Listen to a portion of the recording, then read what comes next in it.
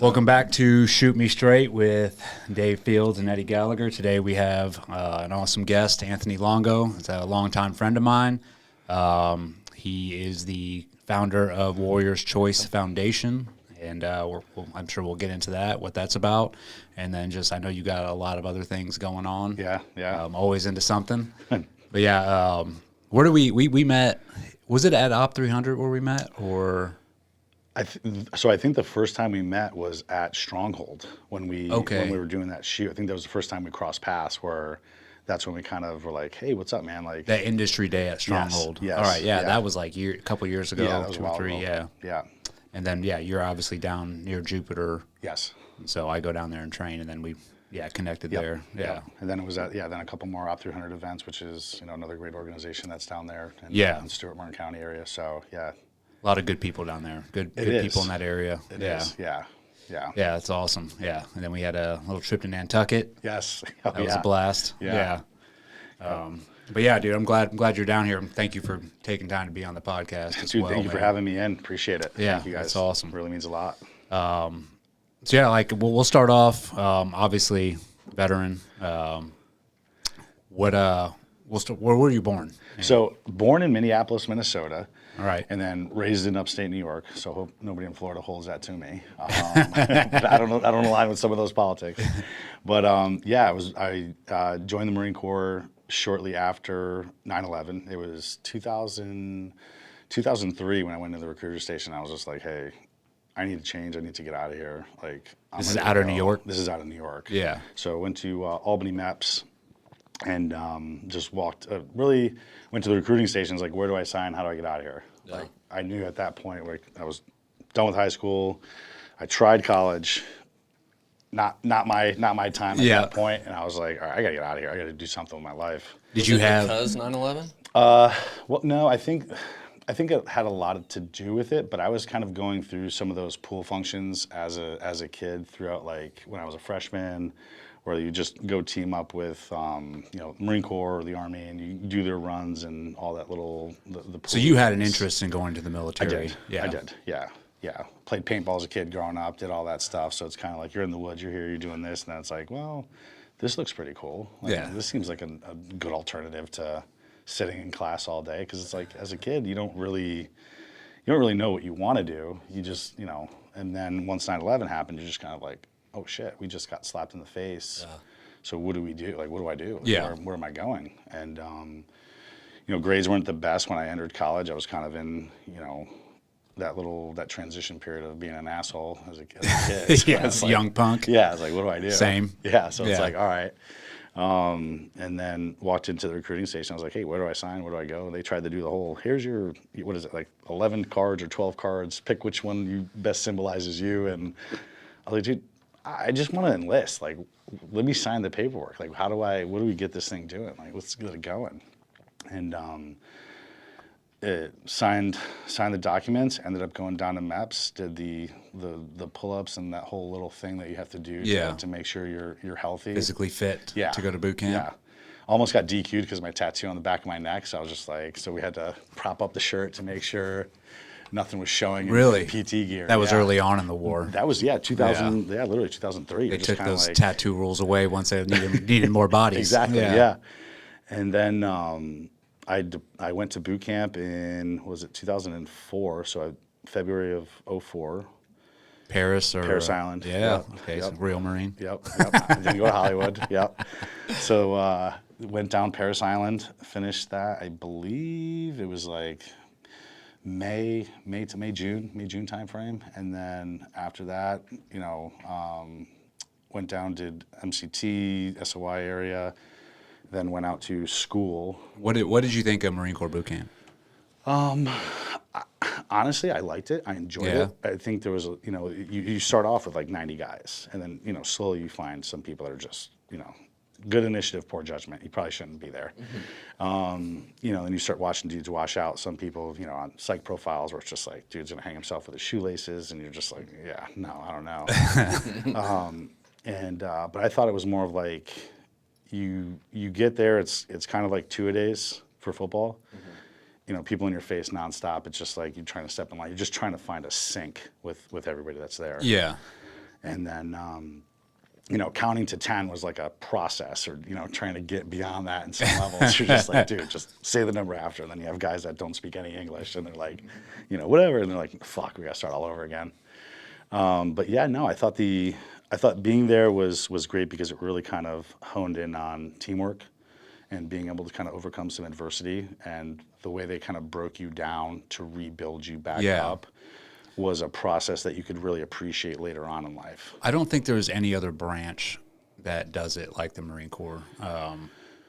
And, I've worked, obviously with other branches and not going through any of their boot camps, but, and I haven't gone through Marine Corps boot camp either, but I obviously was a corpsman with the Marines, and I, was indoctrinated into the culture and everything like that. But when we would get new recruits out of boot camp that would check in, it was like they are robots. Yes. Dude. They are like, you can mess with them so bad because they're so institutionalized coming out of boot camp, but that belief in like that, I guess, what is it, esprit de corps? Yeah.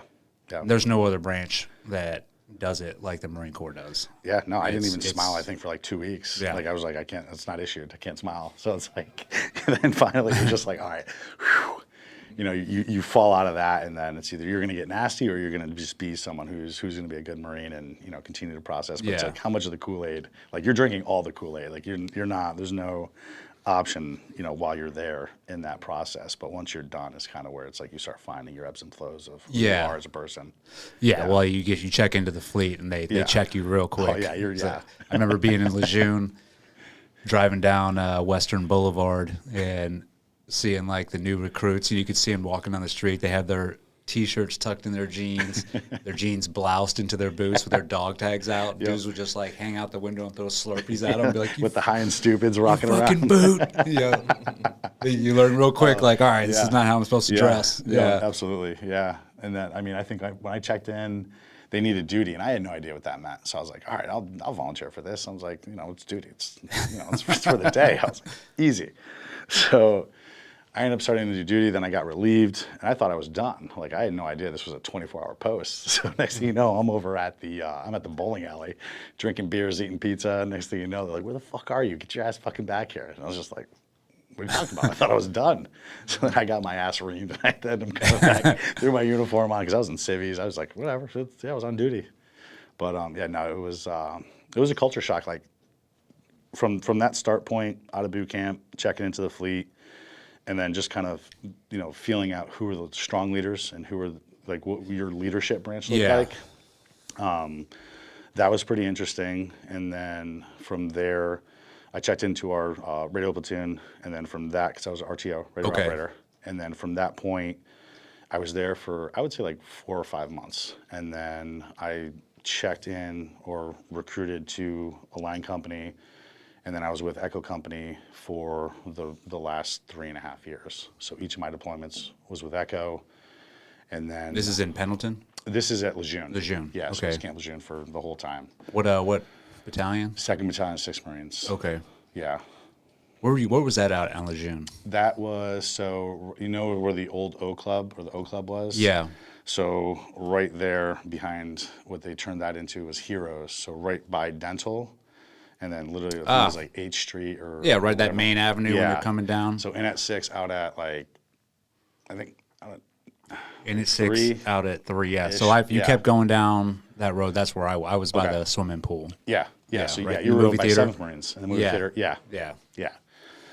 I went back there recently. So my oldest joined the Marines, and so I drove him up there to check into SOI. Okay. I drove around there. I hadn't been back there in like 20 years. It's changed a lot. It's like they've redone it. I mean, I didn't recognize half of it. Yeah. Yeah. I mean, all the new barracks and stuff like that, because we were still in the barracks with when they had all the water contamination, I'm sure. Yeah. They just found out about. Exactly. So it's like, oh, interesting.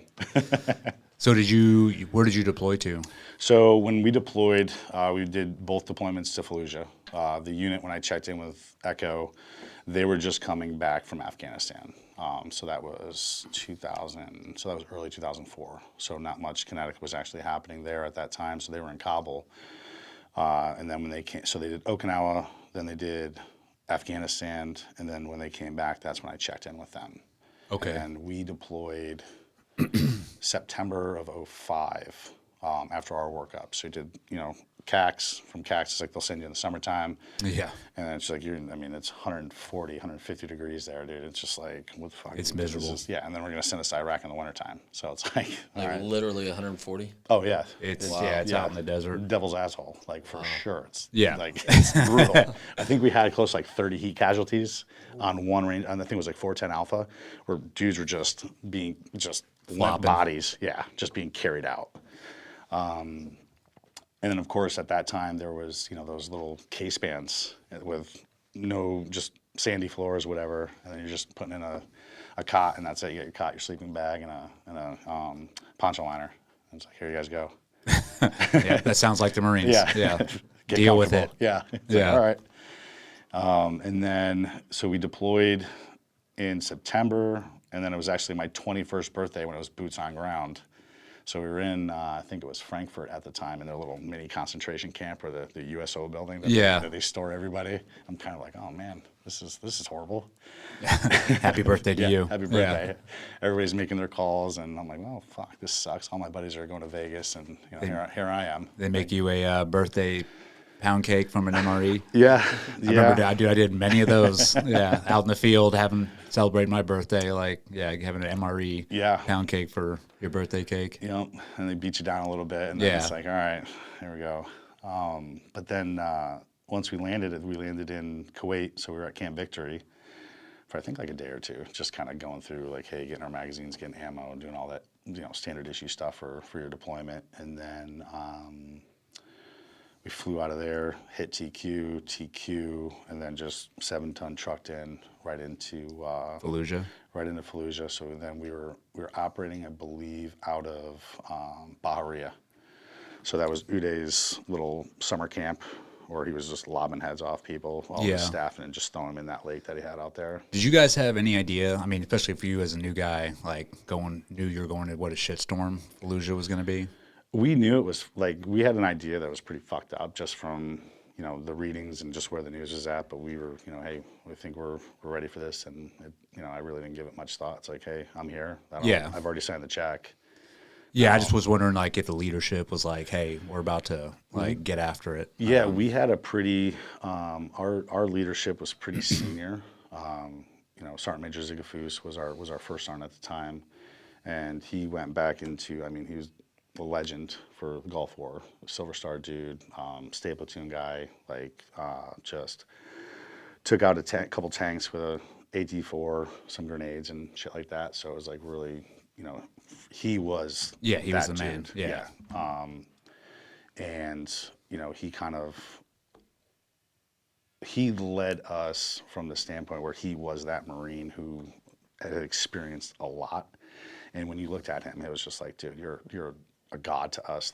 We don't want to piss you off. And there was, a couple times where it's like check in off leave. He was like, no, first sergeant, just whatever. And what the fuck, Longo? I told you to check in. I'm like, you just don't want to disappoint the dude. Yeah. But there was a lot of good leadership that we had from that first deployment, and then into the second deployment. But the first one was probably the most memorable, because that's when it's like we experienced some of the first casualties, and then it's just like, fuck, this is real. Yeah. This is a whole this different is happening. It's a whole different animal. Because when you're coming in, it's like you get this scent, this odor of what the fuck is this place? You just smell what seems like rotten flesh and just it smells like death. Yeah, death and dirt. Yeah. It's like a smell that just you get whiffed of. You're like, and burning trash. Yeah, all over the place. Yeah. Fallujah was one of the worst spots. Yeah, it was one of the deadliest battles for sure. Yeah. 03, a lot of Marines lost. Yeah, too many. Yeah. And when we went in there, it was more of hey, everybody should be out, but then we were still going door to door and still doing operations. And then at that time, I think the main target was Zarqawi. Yeah. And then his girlfriend and all this other stuff. So we operated out of the train station, and then so we had the northern part of the city. And then we also took over some of the Shark's Fin areas as far as where they were kind of intersecting with the Euphrates and how they were getting in ordnance and, IEDs and IED making materials and shit like that. They would just be, on those little fishing boats. They're, I don't say boats, but, the little canoe, if you will. Yeah. That they were on. So we would send out little teams that would sit in the shit ditches and, just wait on dudes. And, from there, we ended up getting a couple targets. One of the big things that was going on, I think, at that time was the DC sniper. And they were taking some of his TTPs and applying that because he was just using vehicles. And I think that was after Ramadi when that stay team was executed on top of the building. Yeah. So he had what is it? Their rifle, the M4 at the time, or the A4. DC sniper, was like an 03, I believe. Yeah. Yeah, because I was going to Marine Corps sniper school during that time when he was. So they were following some of his things. That's crazy. Yeah. So he was shooting out of cars. Yep. And then Did he have his son with him? I think so. Yeah. I think it was something. Yeah. And for us, we were like, "What the hell is going on?" Because then they would just follow up with automatic fire, give him his cover fire, and then he punched out. So that's kind of what we were dealing with at that time in that city. So we lost a few dudes. And every life lost was shitty, but there was some that were just like, fuck, man, that was a senior dude. That was like a heavy hit heart, of the company. So, and that kind of led me, down a path where it was like that changed because experiencing that and then coming home and then sitting in the barracks, you had some dudes that were like, hey, we're gonna go to Ramadi at that time, because the build up for Ramadi happened, I think, in 06. Right after that. We had a couple guys that went there, and we ended up losing a couple of those dudes. Where it was just like, we lost who? And we're like, we lost Frazier on this. And for us, it was just like, you're just laying in bed, you're just not really sleeping, you're just kind of going through like, oh, maybe it's jet lag, maybe it's this, but you don't really know why the wheels aren't shutting off. And fast forward, go to the next deployment. The next deployment wasn't nearly as bad, but still, nonetheless, we were taking casualties. Where'd you go in that one? That was back to Fallujah. Okay. All right. So back there that was pretty much the majority of 07. So I deployed back there from, I want to say, February up until about October. And then when I got out, I had 72 days of terminal. So I got out literally December 6th on terminal, and then started EMT, paramedic, and fire and all that immediately following that. So for me, that path was, maybe I'll be a cop, maybe not. Went in for an interview to be, for LEO, and just had a straight panic attack. I was like, rah, like, asked me about an incident where I was detained off Emerald Isle, and it was just a street fight. It was a bar fight per se, and I didn't realize that was on my record, and it was just, for me, I was just like, dude, I had no idea, because for me, it's integrity, it's not lying, I'll own it if I know about it, but if I don't know about it. It's weird because when I was with the Marines, I gained a record as well. Yeah. I got arrested multiple times, Atlantic Beach, Emerald Isle, but that's like, you go out in town,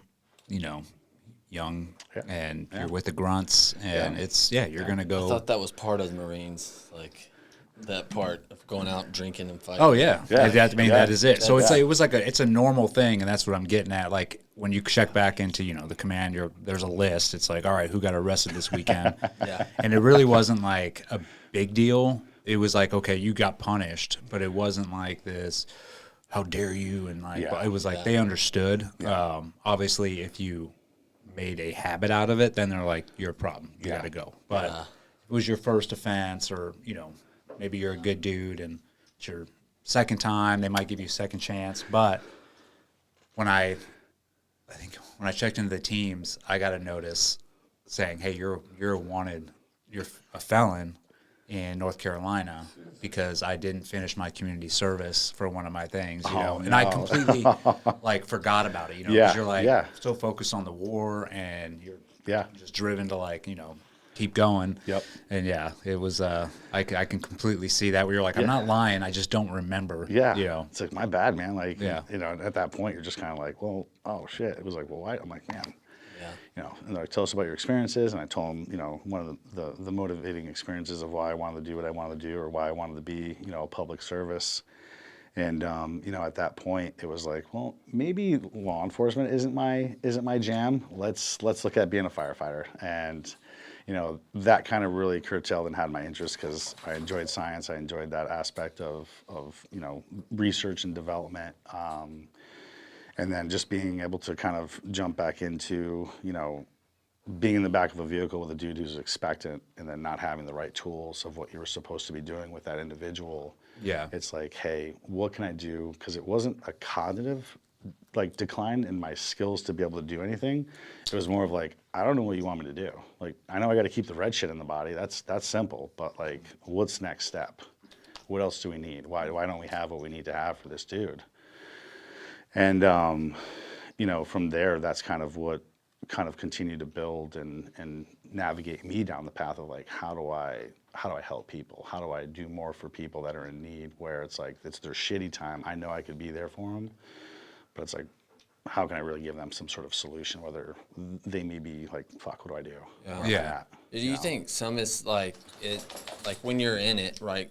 You can't process the trauma, and you shouldn't probably, right? That you have to kind of just numb yourself off and do the job, but you need to process that. I mean, just cognitively. Yeah, and it's how do you do it, right? It's like, how do you, because, it's like we've been to a number of ceremonies where it's like, yeah, you're going to lay the guy to rest next day, but it's like at the same breath, you're going back to the headquarters, you're going through all their stuff, you're taking out what they don't need, you're going through their personal effects that are now going to get sent off to the family. You're looking at, all right, uniform that has blood on it, that's got to go. It's like you're stripping down, you got no name tapes, anything on your gear. It's just like, that's it. It's just like, okay. And then it's like, now you're all in formation, you're doing your tap ceremony. It's just like, that hits you. And you're just like, fuck. And then it's like, all right, well, you guys got 20 minutes to be on the truck. You're going back on op. And that's it. Yeah, like, there's no time to process. None whatsoever. And that's why everybody, a large majority of the military is very good at compartmentalizing because you're forced to. It's like either you compartmentalize or you leave. Which is good during that time, right? Like it is. You have to. You have to. There's no. You can't be crying out. Like you can't be like processing emotions when you got to think and stay alive and keep your teammates alive. Yeah, and now it's like now you got a bunch of pissed off Marines that are now going to go on op because it's like, all right, well. And there's that too. Yeah. The emotions get involved, and it's like, here we go. Yeah. They want revenge. Yep.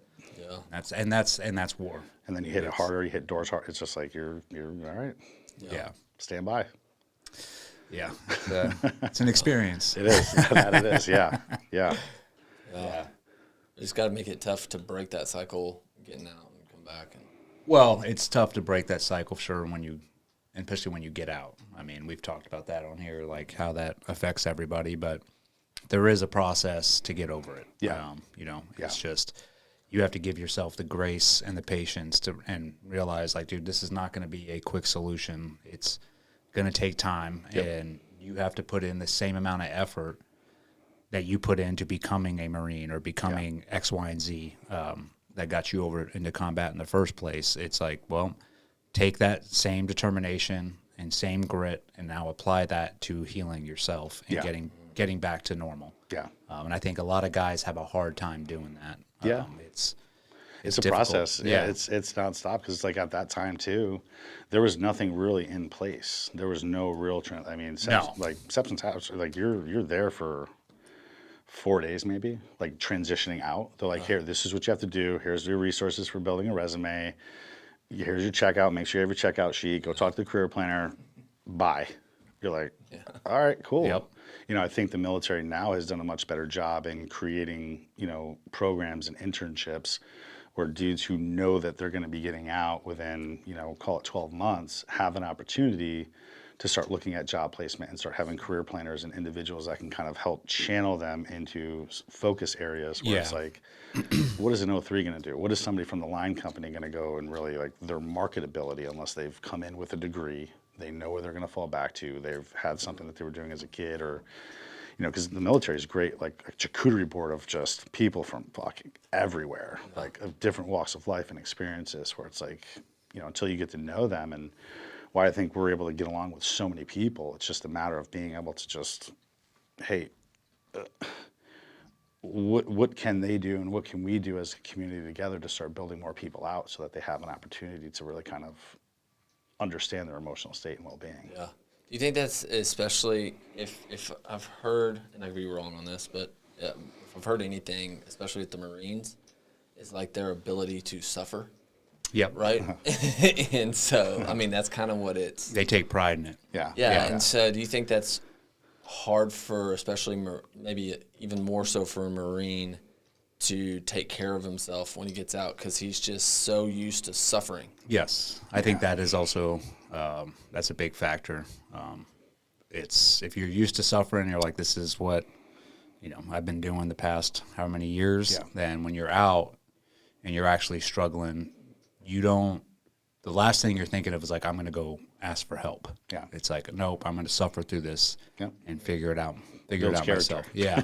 Right. This is good for me. I need this. This Which is I'm guilty of that too. I still have that mentality, and that is Totally. from being with the Marines.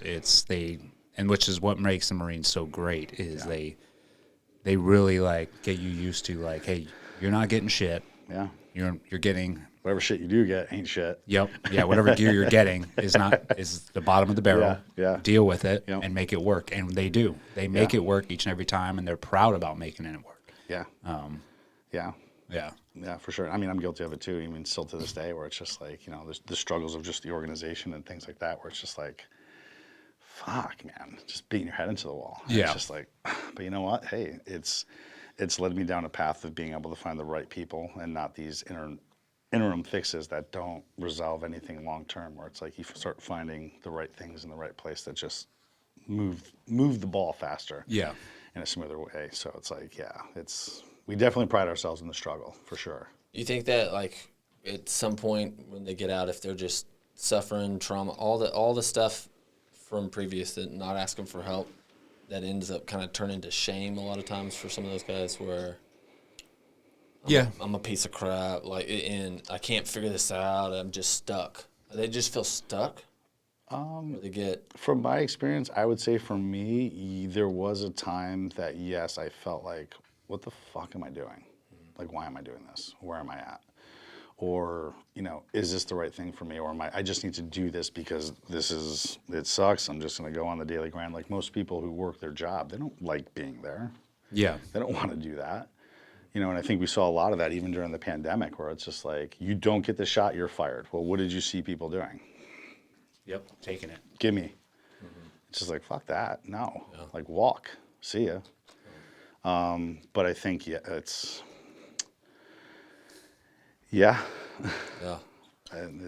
a tough one, man. It's almost like a complete paradigm shift in what you've been bred in. Not completely, but there's good things to take. Like, it's good to like be able to suffer. It's good to be able to, be in a place where it's uncomfortable, but keep pushing forward. But I think what really is a detriment is when you get out, you're by yourself. Yeah. Whereas when you're in the Marines or any other unit, that it's like you're suffering with your friends, with your teammates. Yeah. So it makes it that much easier. And also it's like your teammates are there to, help you out, and you're helping them out in times where, because you're going to feel low at certain points where you need that hand to be like, hey, let's go, buddy. Like, you don't have that when you get out, but you're also not used to asking for help either, because you're used to your teammates seeing you and being like, hey, you don't look too good, let's go. And that motivates you. But when you don't have that when you're out, and then a lot of guys isolate themselves, it's a normal thing. And I do think, guilt and shame will kick in eventually, especially if you don't pick yourself up or ask for help and you're repeating the same cycle over and over. And the moment you realize, you're like, dude, I'm going nowhere. Yeah. I'm drinking myself to death. I'm taking pills that the VA has given me. And I think that's where guilt and shame can come in, and that just expounds on the problem. Yeah. Yeah, I think, just jumping into things too sometimes for individuals where you're not really thinking things through. It's just like, you know what, we're all in. Let's go. Let's just do it. And then that you don't look at what's the, the 50-meter target beyond that point of what this is going to do for you, or how you're dealing with certain employment positions where it ends up fucking you down the line because you just dove right in head first, didn't even think. And it's just like, are you really doing what's right for you right now? Or you should maybe be taking a step back and taking a different approach, identifying what lessons were learned in your path, and I think that's one of the hardest things to justify is like to call yourself on your own bullshit and be like, Yeah. this is where I'm fucked up. This is this. Okay, I see a pattern here. Now, how do I adjust that course? Yep. And then for me, I didn't recognize that until, after kind of experimenting with more plant-based medicines and being able to really kind of peel that onion back and focus into like, oh shit, now I'm seeing more of this because it was the first time where that squawk box was off and I didn't have to listen to my subconscious thought. I didn't have to listen, you piece of shit, you keep going. That negative self-talk. All that negative self-talk. Yeah. Like, keep moving, keep doing this. And it was the first time like where it's like, hey, how do I start dealing with my family in a better manner? How do I start finding these different relationships that are just toxic? It's just like, everybody knows there's certain relationships that we have in our family or with friends where it's just like, that fucking dude, we got to deal with that. Or, oh man, I can't wait to see this person. Or it's just like, I know how to hit nuclear switches on different relationships where it's like, do I really need that now? And then, you can kind of either get those people out of your life or how to start navigating what that relationship is going to be, and that's okay. And then just leave it at that. You don't have to start, making why the square peg doesn't go in the round hole and try to justify for it, Yeah. I mean, I think that's a big learning lesson when we get out too, is cutting toxic people out of our lives. Yeah. And even if they're, they might have been like a prior teammate, and I'm not saying to not, you give them the chance, and it's like, dude, I want to like help you, but if that person is repeating the same pattern over and over and over, and you're giving them advice or you're trying to help them out and they're not taking it each and every time, and then they're coming back to you like, oh, the same issues, eventually it's like, dude, you're now taking my energy out, and I have to I have to cut you off at some point. Like now you're affecting my life, my family, and I've had a couple of those, and it hurts. It's not, it's never like an easy decision. It's not like, oh, it does, it stings, but at the same time, it's part of growing and evolving. And it's like, dude, I can't stay down here at the bottom with you, man. Like I will for a while and try and get you up, but if you're not willing to do the work, then I'm going, dude. Like I'm going to keep pushing forward. Yeah. Yeah. And that's the thing, man, is because you don't want to feel like you're turning your back on your brother and you're just like, fuck. It's like, dude, I don't know what else we can do, or like, trying to introduce to other people into different networks. Because the other thing too is like, you want to protect your network and your people, your circle, where it's like, you don't want this dude just to latch in and just like start bringing them down. And they look at you like, what the fuck, dude? Yeah, it just takes one. Yeah. Especially if you have a family, right? Yeah. But I've seen you, and I mean, I know some of the people that you've done, but what you're not doing is saying, hey, get away from me. I'm not going to talk to you again. You're just setting a boundary, really. You're just you're still I'm not a like friend. It's like I keep them at a distance. I'll still talk to them, but it's like, dude, don't bring your bullshit around me anymore, because it's affecting my family or it's affecting me. And I can't take it. Unless I see you start making strides in the right direction, then yes, okay, cool. But if it's like I talked about, the same repetitive cycle over and over, then you're like, dude, I don't know what to tell you. Like I've given you every resource. That's the other thing. You give them all the resources, like call this number, do this, and some dudes just don't have it in them to want to make themselves better, I guess.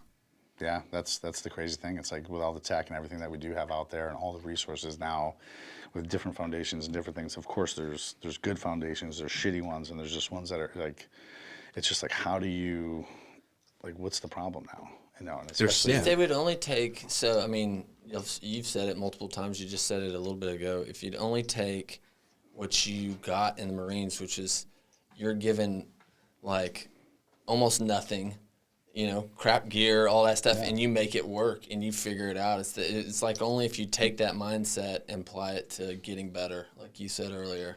Yeah, and learn. And I think a big thing is like letting go of like whatever bitterness that you have. And I think a lot of guys in the military, in the Marines, they get out. I've seen in the SEAL teams, it's the same thing. They have this bitterness attached to them after they get out because you've given everything to an organization, and then when it's time to go, it's like, bink, see ya. And I don't care who you are. It's like you are left like, wait a minute, I just fucking gave every piece of myself to this, and now I'm on my own. Yeah. And I got to figure this out again. So it's a natural thing to like get a little bit bitter and be like, dude, fuck you guys, man. Yeah. And then that bitterness will stay with you, and it will destroy you. And so, and it's like, is that ego too now? It's that like, is also ego, you know, as well. It's just like, fuck, dude. It's like, why do we get out and we're just like we volunteered to do this. Like, we weren't, like, think of the Vietnam dudes that were like, you're fucking going. You weren't it's forced to do it. Okay. Like, we were like, okay, I do it. I will. And it's just like, you take an oath, and it's just like, after that, you're like, man, fuck the Marine Corps. It's just like, all right, well, what did it really do? Like, the Marine Corps has been the same. It's not going to change. I mean, hopefully, knock on wood, it's not going to change. Yeah. I know in these times, it's just like, you know, with getting rid of the snipers and tank, I'm just like, oh, God. Yeah. I don't know what the deal is with that. But, I mean, the Marine Corps has held its standards more than any other branch. Yeah. But that's what I tell guys, though, man, is you have to learn to let go of that bitterness. And also, don't feel guilt or shame that you have bitterness. It's like, that's fine. It's a natural reaction. But just recognize the fact that bitterness is going to destroy you. Yeah. Like, it's never going to leave if you don't let it. Yeah. I wonder if there's almost some almost similar to addiction. I mean, there's almost some freedom in just realizing, you know, the problem. And I wonder if some guys don't even realize, oh man, I know that I'm unhappy and bitching a lot or whatever, but like, or not at all, but in my head I am, but not really stepping back and being, oh man, I do have this bitterness and it's going to kill me if I don't. Yeah. And I think that's where, I mean, the plant-based medicine does a lot for guys is sort of, and it did for me as well. Yeah. When I took it, it just shows you like, listen, you are loved. Yeah. Here's the people that love you. Here's who you are. Yeah. Like, your life is fine. Yeah. Move on. Like, start moving forward. And it gave me that baseline to where I'm like, dude, when I got done with it, I was like, you know what? I don't have to like feel this way all the time. Yeah. Like, now I know how I feel. I feel loved. I feel, you know, wanted. And that's how I'm going to go forward. Yeah. I think that's like you said too. I think the other hard thing is like learning how like I feel loved, but I think the other thing too is like loving yourself and loving your path, because I don't think there's a better group of individuals who can literally tear each other down than fucking veterans. It doesn't matter. It's the most toxic community. People. Yeah. Whereas like no matter how good you may be doing and the good that you want to do, like fuck that guy. Yep. You're like, dude, what? It's like, could you imagine if 20 million of us just came to fucking together, like 6% of the population just came together and worked together at solving this issue? Yeah. It's like, you're like, fuck, man, like, wow, it doesn't seem like it's that hard, but it's, I think, you know, loving yourself and being able to be uncomfortable with doing things that other people are either not doing, scared to do, won't do, or it's just not on their path. It's not on their deck of cards. But it's just like, be the explorer, be the person that goes out to try to do better for those around you, and build that network out and say, hey, look, man, there's alternative ways to all of this, and just here's what worked for me. Yeah. And that's kind of what led me to doing dogs, and like how I wanted to see this, and the ebbs and flows of just, you know, changing out the curriculum and the program and navigating that space is where it was just like, I just wanted to be different. I just didn't want to be an organization where it was like, here's a dog. Yeah.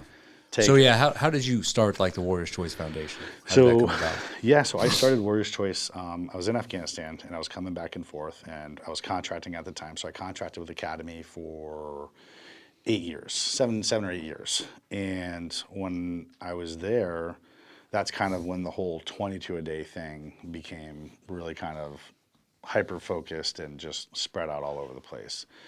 And when I got back, I was just like, you know, I'm away. I'm gone for, you know, 105 days at a time, 35 days off. I'm trying to hit the 330, so I'm only home for, you know, maybe 15 days a year. Mm-hmm. I wanted to get a dog, so I started working with an organization, and I was like, all right, I'm going to get a puppy. I'm going to, you know, do all this stuff, and that's where he kind of started it by proxy. And, you know, in working with that organization, I started seeing, you know, the benefits of, like, I was working with animals that were at the peak of their performance in the sport community. So, like, these were world competitors that were going out at the, you know, the world trials all over the world, competing Racing? for, it's kind of like a race car team, but you're just competing for world titles in, like, protection sports. and different, like, so you got Mondio Ring, MVBK, Schutzend, there's French Ring, there's all these other disciplines like PH1, PH2, where just all over the world, and then you start seeing the dogs and their obedience of like, hey, how are they supposed to bite? How are they biting? Are they driving in? Are they ripping? Are they thrashing? And it's just like on cue, on command. And that to me was just like, this is like drill. This to me was like Marine Corps drill. I was like, all right, I can make sense of this. And this, I'm interpreting this. And like to have a dog that you can just send, you know, from 100 yards down, it's going to find you, go right to a blind, and then just start bark and hold and just be right there in your face at its most primal state. Like you move, it's fucking snatching you up.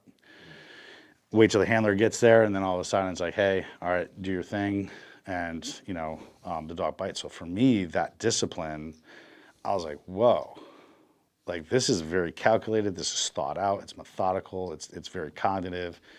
And then started working with the dogs. You start seeing and cueing in on, all right, the dog's doing this. How do I reshape some of these behaviors? And then that kind of got into my love for psychology and that mindfulness work and that practice. And then it was just like, all right, this is starting to make sense to where if we can get dudes, or for myself, if this is working, I'm staying outside, I'm going out, I'm doing things that I'm putting myself in places where I didn't want to be, but I was there. I was, you know, using and harnessing, you know, hypervigilance and being in certain areas and just the social anxiety of some places that I still get, where it's like, start sweating and just like, fuck, like I don't know if it's a panic attack, but it's not. And I'm just like, all right, let me just chill out here.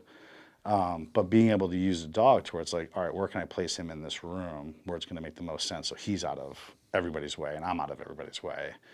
And then using that and kind of building into the animal. That helped you get through, like face your fears, and social anxiety. And all that stuff. And it helped me start like identifying, you know, kind of what we were talking earlier, like what were the sequences, the problems that I was facing to make my dog better? Because I'm his weakest link for sure. So it's like, what could I do to improve his look, his feel, his reactions to my commands and what I want him to do? And I mean, that's where I was just like, all right, this is. So you had to step up in order to. Well, because they're feeding off your emotions. Totally. Right. Totally. Yeah, especially if they're yours. They're like, they know exactly what you're feeling, and then they're going to amp up and be like, okay, you have anxiety, I have anxiety. Like, what do you want me to do? What do you want me to do? Yeah. It's like, all right. So it sort of puts you in check. Like, okay, if I want this dog to behave, I have to like behave a certain way. Yeah. And you want them to be disciplined. You want them to do what you say. Because some dogs you see that are they're just running around amok and just like, fuck, man, I think it's a pain in the ass. Like, get rid of it. Especially you get dogs where you're just like, fuck, dude.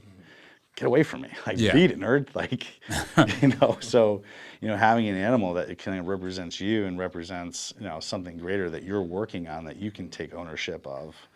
And for us, that's kind of what, you know, I saw in being able to help with guys is like, hey, this is going to get you out of where you're at. Like, take the time, takes 15 minutes, a couple times a day, start doing some of these drills. Let's focus on this. Like, we're giving you, you know, a sports car, but you got to learn how to drive it. The only way you learn how to drive a stick is get out and drive a stick. Yep. You're gonna find the pedals, you're gonna find the thresholds and what works, and then you're gonna create something, and then you're gonna see, oh shit, there's somebody out there that did this. Well, how do I do this? Well, it's like once you have that engagement, once you know how to balance those different drives and how you channel those drives, then that's where you kind of where the rubber meets the road. Yeah, it's having balance. I mean, because it's a therapy too. I mean, it's not just a car, or like it's not just like a piece of equipment. I mean, this is, you know, it's a dog. Yeah, totally. It's a living creature. Living creature, yeah. Yeah. But to treat it as such, in the sense of like the way I kind of look at some of the animals now, it's like you kind of are a tool for me. Yeah. Because I know if somebody were to come in the house, a dog can be replaced, a human life cannot. Right? And it's like, it sucks to say that, but it's like, look at some of the dogs that have been lost overseas. Oh, yeah. Like, they did their fucking job. That's what they're, I mean. Yeah. It sucks, and we try to mitigate it as much as we can. Totally. But, yeah, the dog is the reason we do call-outs where we don't enter a building is because we think there's a danger in there, and it's not worth the human life to go in. So we send the dog in first. Yeah. And it's a hard thing to grasp, but it's like at the same time, it's like for me, he's a tool. He was able to help get me to do X, Y, and Z. And then it's like I started like, wait a second, all right. Then I started a breeding program. So then I did a litter of dogs. We got successful with that litter. And some of them were just not cut out for it. And I was like, you need to go in a sport family. You need to go bite people. Like you're not going to get any service work anytime soon. You're a little Neanderthal. Like you bye. So, and then that just kind of continued to build. And then that's when I was introduced to Painter or Muser. Yeah. And, he was the first dog that we took in that was somebody's personally owned dog. That was that massive one, right? Yeah, that was Chuck. Yeah, jeez, that dog was like a horse. He just went down. He put him down the other day, which sucked because it was just like, fuck. That dog was like the biggest German Shepherd. He was a German Shepherd Malinois mix. Yeah. But he was a sweetheart. Dude, amazing dog. Yeah. When I got this thing, I'm like, what the fuck is this thing? It's a 120-pound wolf. Yeah, like, it was massive. I was just like, and the backstory of just getting the dog, it was just hilarious because it's just like, dude, like whatever could go wrong did go wrong. But we finally got the dog, and he taught me a lot because it was like, all right, how do I get this dog engaged? I know he's got the drive, I know he's got the gears, but what can I do to really kind of extract some of that out of him? And to do that, and to even kind of face some controversy around whether or not he was going to be an appropriate candidate for the dog, not through me, but through a quote unquote vested party who was supposed to be providing financials towards the training of the dog, which then backed out because I was like, respectfully, I don't answer to you. I told this dude, I'm giving you an opportunity. I'm in this industry because I want to see guys succeed with their animals, and this is what we're doing. And to see where that dog took him to, like a dude that was in a bad spot, trying to figure it out, got the dog, was doing what we were doing in the sense of like, send me some photos, send me some videos. I want you to work on this, do this to maintain the level of training that the dog has and continue to explore. And, to be able to assist him on that and then see that, hey, now he's married, now he's got a kid, now he's, doing very successful in business and commercial real estate. So it's like awesome to see those little chopping blocks and those milestones that he was able to achieve with that animal over a very short period of time. It's like, that's what gave him that momentum. And and the dog was a part of that process, and that's what did it for him. Yeah. I can see that. I mean, you can't stay stuck in your head. Like, it gets you out of your head a lot. You have to take care of this thing. But also, it's kind of like a mirror. It's reflecting what's going on with you and going, okay. And it's affecting something else, someone else. And you're like, I got to get better. Yeah, for you. Yeah. And how do I improve myself? And how do I improve you along the way? Almost like if we're talking about with Marines struggling with loving themselves or putting themselves and taking care of themselves. Yeah. Well, may be more apt to do it for the dog in the beginning. Totally. Totally, because you got to get up. You have to take it outside. Yeah. It's got to piss and shit. Yeah. And it's got to eat. It's a responsibility. You got to provide. Yep. So what's the next step? Are you going to train it or not? Yeah. And that's kind of where, the transition came, or we met with a transition of like, this makes more sense of giving individuals the responsibility to be a part of the training aspects of it. We'll bring it up to 70, 80%. But then on the back half of that, you need to have buy-in on this, because us giving you a dog and the amount of work that goes into this, like, how many trust fund kids that are just going to get tossed a Ferrari are going to take care of that Ferrari? Exactly. Yeah. Just fucking, like, whatever. Yeah. It's nothing. Yeah, you have to appreciate it. 100%. And, from that point, that's kind of where what we found separated us in some instances of a lot of the service dog industry was just like, hey, we're going to give you high-powered dogs, but at the back end of this, it's like, you're going to apply to us, you're going to do these little things in the middle of that to show us that you're going to be in the right headspace, because we did get some individuals that were bad haircuts, and, that was all a process as well. Yeah, I'm sure you're going to have that. Yep. And, so that's kind of, and being able to take them from soup to nuts and say, hey, look, this is who you are. Let me bring you into my home. I'm going to see exactly, the little nuances of what I can pick up on, and what dog is going to be able to push you a little bit in a way that maybe this one's not gonna, or maybe this one's definitely going to be a bad, like. So you're matching the vets with the dogs too. At least personality wise. Yeah, totally. Oh, that's cool. Awesome. Yeah, like who's going to give you enough, but who's not going to give you too little. Yeah. So this way, you're not going to be the one that's going to be overly dominant, but not enough, like.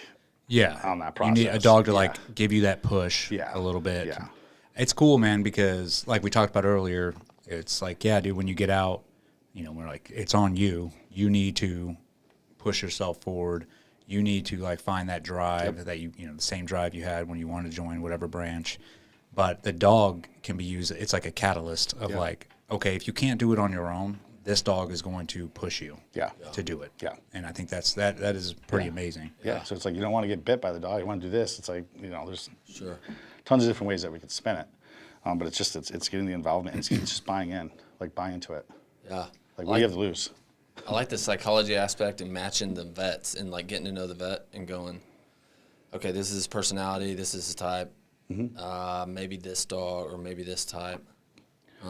That's interesting. I haven't heard that approach. Yeah, because it's just like, I'll have everybody write an essay. So it's just like you get an understanding of like, hey, MLL formatted essay. This is what I want to see. Here's what I want you to talk about. And let me see what you write about.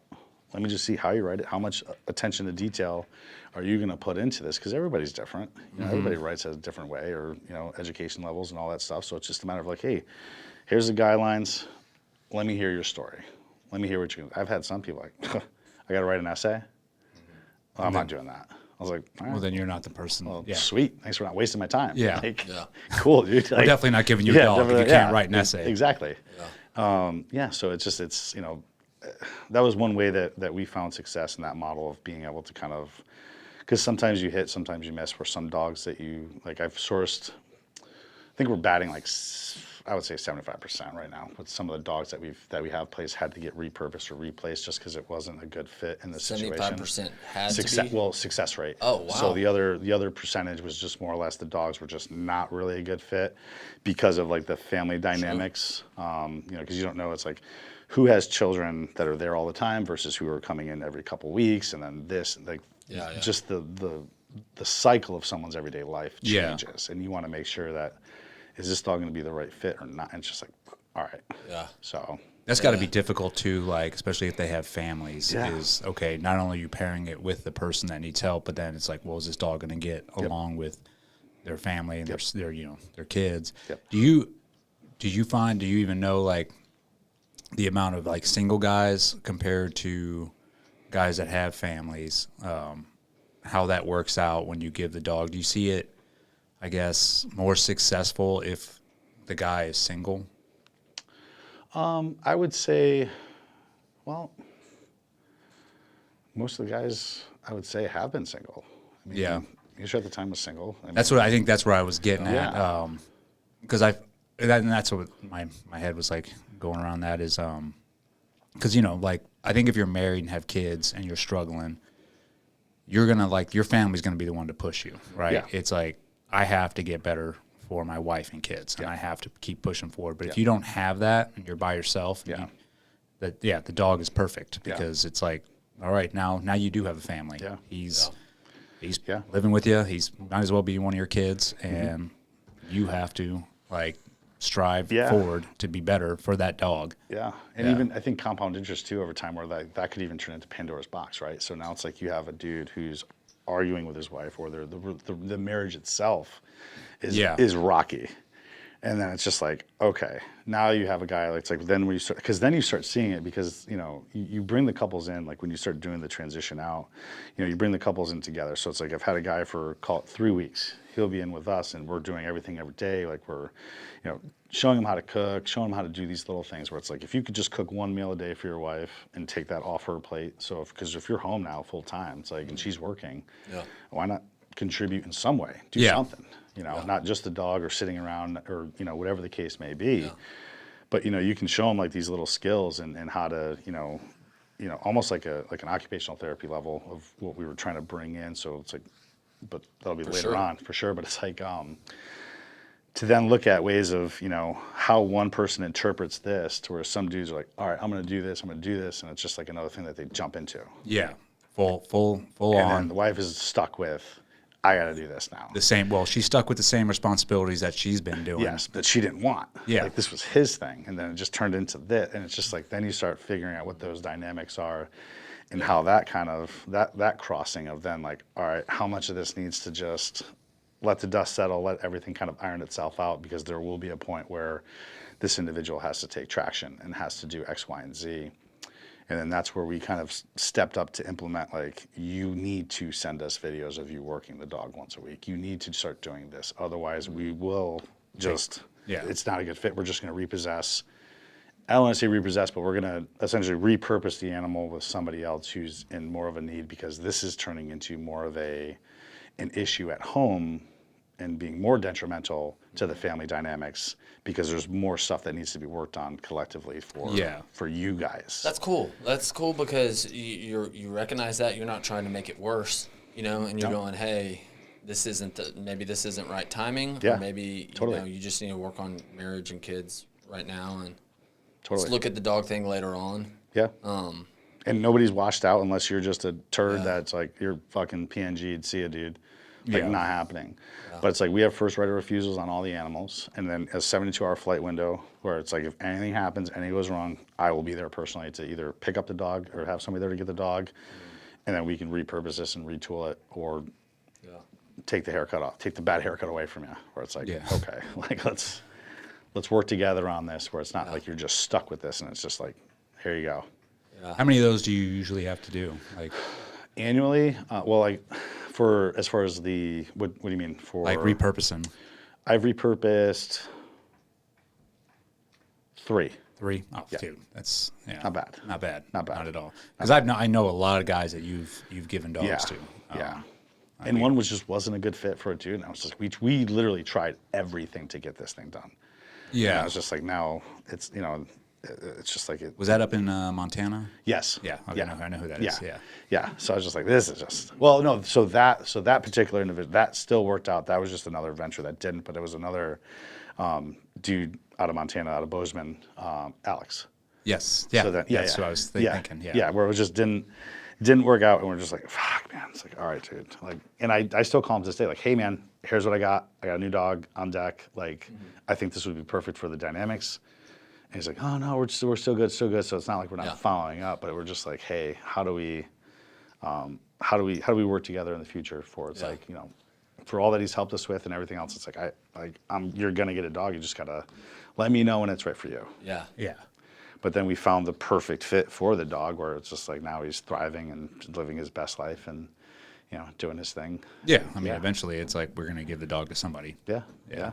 I love how you take into account the dynamics. I love how, like, you're not saying, hey, this fits for every vet and this is exactly how, you're going, okay, these are the benefits. Is this a fit? And then if it's not, if you think it is and everything's going good, but it ends up not being, then you come and repurpose. Yeah. Get the animal into the right place. And you can kind of get a feel for some of the guys that come through are just like, I don't know about this. Well, yeah. And I mean, the reality of it too is, I mean, you're doing mainly what, Malinois and so you're giving them a weapon. Yeah. It's like a fur missile, and totally. It's like, if you don't show me you have the maturity to take care of this and do what you're supposed to do, then no, I'm not going to. It'd be the same way if I'm giving you a gun. Like if I'm like, nope, you. Yeah. After meeting you for 5 minutes, no, I don't want to give you this gun. Yeah, there's dudes that have been training for years. Like, you got a fucking gun? Like, oh man, I'm scared. Yeah, exactly. So, and and it's like, I've been sued before, where it's like you have a dog, then it's like, if the dog does bite somebody, now it's like, well, that dog comes from this organization. Now that organization goes under scrutiny, and it's a reflection on them of like, wait a second. So it's making sure that the individual understands, like, hey, look, yes, they're animals. Yes, there are service dogs. And for us, it's being able to say, here's our criteria, here's our regimen of what we have in place for the individuals to start working with the dogs. And this is how you continue over time. If you deviate from this, that's on you, and we have the right to retrieve the animal back. Because again, nobody wants to get bit. Nobody needs to get hurt. Especially by Malinois. Especially by Malinois. Yeah. It's like, sucks. I've seen it multiple times on good guys and bad guys, and I'm like, oh my gosh, that looks horrible. Yeah. And some dogs are just, it's like, fuck, here we go. Yeah. Yeah. That's awesome, dude. Thank you for what you're doing. Appreciate it. Where's they so where are you located at? So we're located in Jupiter, Florida.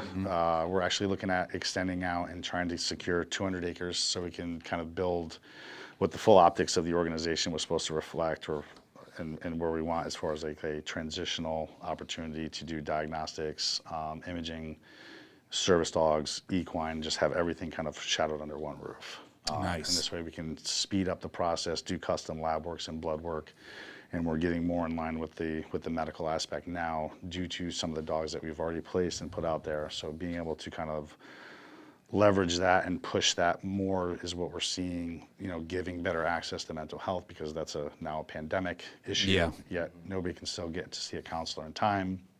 Yeah. And then really kind of being able to find out what's underneath the hood rather than just doing these superficial scrapes of, you can test for Lyme disease, heavy metals, you can do full body scans, you can identify things much earlier, and, being able to even support some first responders, because it's all kind of same church, different pew. Mm-hmm. But giving them a baseline of a peer support group of really good people who are, that can kind of talk together, who have known experiences, I think is kind of what's been missing out of the VA and some of their approaches, because it's like you're just going to another institution to deal with people who have no understanding of what you're talking about. And then you take another group of individuals where it's like at least you have the experience together, where you can journey together around, hey, what's worked, what hasn't. And things may click the way someone says it, or just, like you said, you just got to hear everybody's story and someone's going to cue in on something. And I think doing it in that manner where you're around people that have the experience, it's like, hey, man, I've been where you've been. Now we might not have the same exact thing, but you have that level of respect where you're like, okay, this guy's talking to me, telling me his story. I respect it. And it just allows that other person to sort of open up a little bit more. Whereas you go to the VA, you sit down with some lady and you're the 100th person she's seen that day, and she's like not even looking at you, like, all right, what occupation, and you're like, dude, I'm not talking to this person. Yeah. Like, they truly don't give a shit. Yeah. And I don't blame them half the time, because it's government work. And that's, at the end of the day, I know it's like it's a pandemic.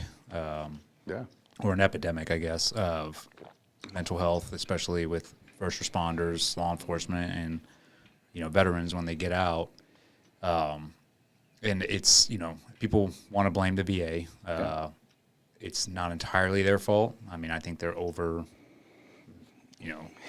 they're understaffed, and there's too many people overworked. Now they do have their faults. I do think that they are in cahoots with big pharma, obviously, and they'll push so many prescriptions and pills on you right off the bat, which I think is a huge detriment and a huge factor to the suicide epidemic. So I mean, it's really like it's shooters taking care of shooters. It's dudes that get out and doing exactly what you're doing, like, hey, let's get together and let's take care of our own. And that's really what needs to be done. I think the biggest takeaway, like getting out of the military, and we talk about that bitterness and that what the fuck is realizing, like, no, dude, you're done. Like, no one's coming to fucking help you. And you have to, like, get that through your head right away. And while you're in, you're so dependent on the government. You're so dependent on everything the military provides you while you're active duty. That's medical, dental, I mean, even mental health. Like, you want to go talk to somebody, you can go talk to somebody in the military. But when you get out, it's like, no, all those are shut off. And you need to figure it out. And it is hard to figure it out. So I think it's the answer is, and I think we've seen it over the past 5 years, is guys realizing, like, we need to help each other. And if the government's not going to do it, then we need to step up and do it. Because it's only getting worse, man. It's and I think crazy. It's not just in the veteran, first responder, and law enforcement space. I think it's just in society in general. Totally. Is people are realizing, dude, like, the government is not there to take care of you. It's in fact the opposite. They don't care about you. And proof of that is, like, at a very superficial level, right now in Palm Beach County, they're beginning to look at ways of taking away disability benefits for firefighters.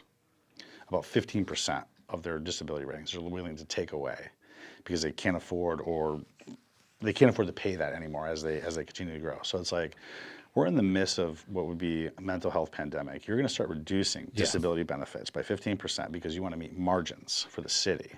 Yet you have all these fire chiefs who will retire after like 30 years, collect a pension, and then just go get rehired again with another city and just work on getting an entirely new pension. Where it's like now you got dudes that are double dipping, and you're just like now those guys are going to be taking away benefits from new firefighters that are going to be coming on. Where you're just kind of like, yeah, are you kidding me? Like It's a broken I system. mean, Yeah. we almost, I think it was this year, the military or the government, whatever, was going to take away benefits for the military. Like they didn't have, they were like, we don't have the funding. And it came down to the last second to where all of a sudden they're like, oh, we found a pot of money. But it's like, why are we searching for pots of money to take care of people who raised their right hand to serve this country? Not only that, serve this country in the last 20 years. They went to war. Like they earned everything that they should be getting, and you can't find the money for it. But yet, you know, you see them spending money on other ridiculous things, and you're like, what's the priority here? It's misallocated. Yeah. But even, Hopefully, man, coming up. I mean, I think Elon would help with that. I think a lot of those guys could help. Yeah, I think it would be. Like, I think a new wave, hopefully. Yeah. Is inbound. It's looking good. Yeah. What I do like about that is, because I come from the private side, right? Like no military background. I don't even pretend like I know y'all's perspective on stuff. I learn. Like I learn from hearing y'all, but I don't have the. I think private people, what they can do is help support it, right? for Like sure. where they come in and like with Pipe Hitter and organizations like you, where you come in and help support it and you know, offer their expertise in whatever legal or whatever their background is. Yeah, totally. Oh yeah, that's a huge. I mean, and that's really all. Like when we start these foundations, is what we're asking for. Is like just support the foundation. Like we are serving those who are serving. You know, like that's or have served. And so any support that we can get doing that, I mean, and like we said, it just turns into a team effort. Whether you're from the private sector, military, you know, first responder or whatever, even small businesses that want to like get involved. It's like all the help. It matters. Yeah, totally. And it's and all getting needed. it out there. A lot of private guys want to help, and man, they really respect and appreciate guys that fought for the country. And so those private, but they don't necessarily know which they're not just going to blindly give to organizations. No, I would say vet them first for sure, Yeah. because we, like we said before, there's a lot of corrupt or just fake nonprofits out there that are only there to benefit themselves, unfortunately. But you know, you'll have that. That's capitalism, and people will take advantage. But what I like is like, you know, if there was any military or vet organization that came and asked me for money, you know who I'm going to talk to? You. I'm going to be like, you know, hey, they may be saying stuff that I don't know, and will you check them out and see if they're legit? You know, are they really, you know, and guys like you that I think the more relationships you have with guys in the military that you can trust that can vet other places to help. Yeah. I think it's because here's the one thing about nonprofits is you can track the money. You can follow it. That's one thing I love about it. Yep. We have to print out 990s. We have to do all this other bullshit where it's just like, I like it because it's like there's accountability there. Yeah. So being able to show what that is, and it's not like, you know, I don't eat off of the organization. My goal, I've been doing this for free. I don't even want to tell you the I wouldn't want to say loss, but like as far as wages go for what's been just given back to being able to continue on this, it's been ridiculous, but it's just like, this is eventually I want it to be able to be a vehicle that can be able to be operated and run by the thoroughbreds to run the race for long periods of time, but to continue executing on the mission of giving, you know, close to 90% of what we can back to direct treatments and care. And for us to be able to do that, it's like bringing everything in-house. So it's like, you know, taking private side medicine. It's like private medicine to what the VA is in government healthcare. They're opposite ends of the spectrum. And it's like, if we look at entertainers, it's like, dude, athletes and everything that they have, like, you know, you take SF, like everybody in the military, I believe, is at certain points a combat athlete.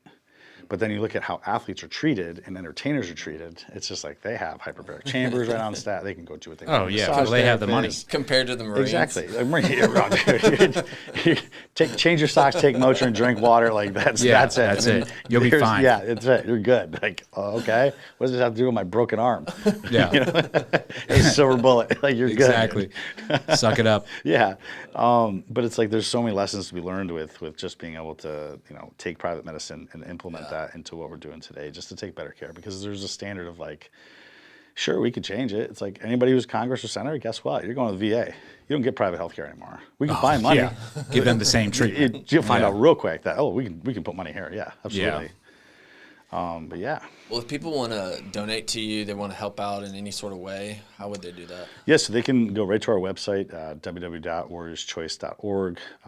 You can find us on Instagram, follow us, like us, don't like us. But you can go on at Warriors Choice Foundation, and then Facebook is, I believe, Choice Warriors. Not much on Facebook, kind of just interlinking with the social media stuff. Gotcha. But reach out to me directly, info@warriorschoice.org. And then if you're in Jupiter, Florida, November 17th, 18th, we have an event coming up, a big kickoff brunch. Instead of doing a gala, we're going to have our auctions and everything done the day before at the Jupiter Grill in Jupiter, Florida. And then our golf tournament is Fairways to Freedom at Trump National. Awesome. On November 18th. Heck yeah. That's awesome. That's gonna be, we got a lot of dudes coming for that, man. It's going to be dope. So if you're around, man. We're trying to make it, dude. The schedule's like we're picking it apart, trying to find out where we can go. But yeah, we'll definitely put the links below in the podcast, and so people can check it out if they want, and then also donate.